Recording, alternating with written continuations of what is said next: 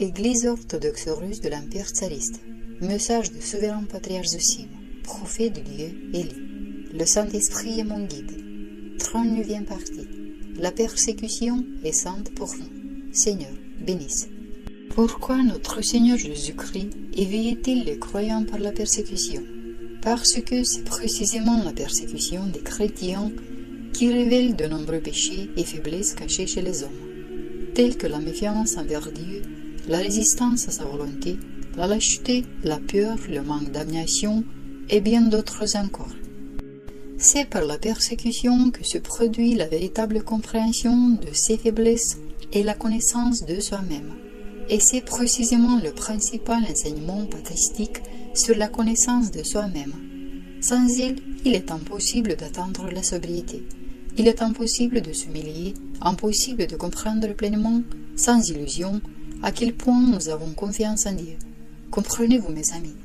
En période de persécution, il est presque toujours permis que le danger qui plombe de toutes parts prive essentiellement une personne de tout espoir terrestre, et que seul le secours de Dieu nous reste. Par exemple, si la persécution émane de plusieurs autorités, qui peut intervenir? Car les fonctionnaires subalternes craindront d'agir contre leurs supérieurs. Dans l'Antiquité, la persécution était orchestrée par l'empereur, et nul n'osait délivrer les chrétiens de son monde cruel. Le seul espoir résidait donc en Dieu. Mais c'est là que l'essentiel est devenu évident. À quel point croit-on est plus forte est la foi vivante, tangiblement donnée par le Saint-Esprit. Plus forte est la confession. Mes amis, il est essentiel de comprendre deux choses. En temps de persécution, Dieu poursuit généralement deux objectifs principaux. Premièrement, comprendre notre faiblesse, nous la révéler, nous humilier, nous ramener à la raison, nous éveiller et nous apprendre à prier de plus profond de notre âme. Deuxièmement, nous apprendre à avoir confiance en sa volonté, à ne pas craindre de nous retrouver entre ses mains, quoi qu'il arrive. Comprenez-vous? Et lorsqu'une personne a confiance, elle connaît un grand bonheur et une véritable liberté. Toutes les souffrances durent jusqu'à ce moment où l'on se soumet pleinement à la volonté de Dieu, sans perdre l'esprit de confession. Après cela, Dieu commence visiblement à protéger ses enfants, et c'est un miracle merveilleux. Un tel enfant est adopté par Dieu le Père, par Jésus-Christ, et cette immense joie l'évanouit tout entière, tout son cœur. À ce moment-là, l'âme est emplie d'une paix et d'une sérénité bienheureuse et d'une joie immense. En endurant de telles épreuves, on apprend à faire confiance à Dieu. On subit une sorte de mise à l'épreuve qui fait de nous de courageux et de vaillants guerriers du Christ. Voilà le bonheur que le Christ nous a donné. Voilà la béatitude de l'amour filial et le bonheur éternel. Mes enfants, je vous ai beaucoup écrit dans cette brève épître.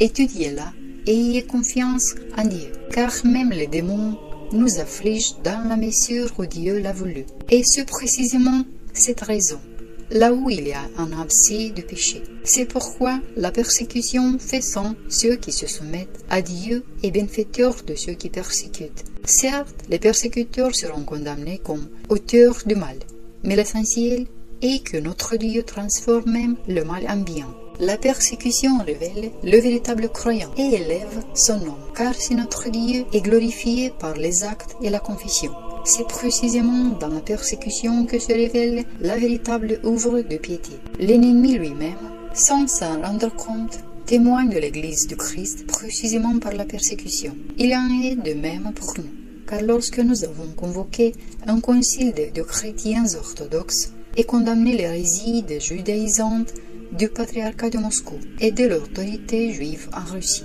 la persécution s'est immédiatement déchaînée contre nous. Ils nous ont emprisonnés, battus, torturés, calomniés. Ils nous ont enlevé nos enfants et ainsi de suite. S'ils n'étaient pas juifs, ils ne nous auraient pas attaqués avec autant de violence à cause de nos dénonciations. Ce faisant, ils se démasquent. Mais dans cette malice aveugle et insensée, ils pensent seulement nous nuire. En réalité, notre Dieu transforme ce mal en bien et fait connaître notre nom partout. Il rend puissant le nom de l'Église. Comprenez-vous, mes amis? Et vous devenez participants à la bonne œuvre de la patience et de la confession, et avec l'Église du Christ, vous serez tous glorifiés devant Dieu. Durant les persécutions pour la foi orthodoxe, il est si touchant de voir combien Dieu prend soin de nous, car il vient lui-même panser nos plaies, pardonnant, réconfortant, exhortant et nous adoptant. Ceux qui ne voient ni ne ressentent cette bonté sont encore loin d'être purifiés. C'est pourquoi travaillez sur vous-même. Je constate que beaucoup manquent d'abnégation et de zèle pour Dieu. C'est la source de tant de misère et de chagrin. Regardez Saint-Païsius Latonide. Il a souffert, il a compati, il s'est inquiété et a dénoncé tous ces documents juifs et l'hérésie de l'écuménisme. Et il a eu le courage de souffrir pour cela. Voilà un cœur vivant en Dieu. De tels cœurs plaisent à Dieu. C'est dans les temps de persécution que l'on se rapproche le plus du Christ. C'est alors qu'on manifeste un désir sincère de se soumettre à la volonté de Dieu et de se sacrifier, en étant constamment prêt à souffrir pour la foi en Christ. Ces désirs sont sacrés, mes amis.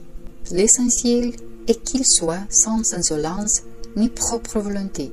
Nous, l'Église orthodoxe de l'Empire tsariste, sommes les seuls que Dieu, à travers la plénitude de l'Église locale, a conduit sur le chemin de la persécution, a arraché au monde des Juifs. Et sur ce chemin, notre Dieu est glorifié. Et nous acquérons de l'expérience dans ce combat. Mes chers frères et sœurs, vous ne pouvez même pas imaginer la consolation et le bonheur qui vous attendent. Je vous le dis, craignez de vous éloigner de l'Église. Craignez de perdre l'unité avec la conciliarité de l'Église du Christ. Voilà ce que vous devez craindre, et rien d'autre. Autant nous craignons la persécution et les dangers divers, autant la méfiance envers le Père Céleste persiste dans nos cœurs. Et là où règne l'incrédulité, il y a blasphème contre le Saint-Esprit. C'est pourquoi tant qu'il est encore temps, travaillez sur vous-même, humiliez-vous, ouvrez vos pensées et soyez zélés dans l'obéissance aux évêques et aux abbesses. Rivalisez gentiment pour voir qui obéit le plus humblement, qui accomplit les obéissances le plus rapidement, qui se plaint le moins, qui désire le plus souffrir pour le Christ. Suivez ce chemin et soyez bénis, mes amis. Je suis toujours avec vous, mes chers, jour et nuit, priant pour vous et prenant soin de vous. Vous êtes ma famille en Dieu. Rivalisez de bonnes œuvres, mais en secret. Ne le révélez qu'à Dieu et à votre Père spirituel. Sauvez-vous et souvenez-vous. Dans la mesure où la persécution vous touche, dans cette mesure vous êtes sauvés. Avec Dieu, souverain Zosim.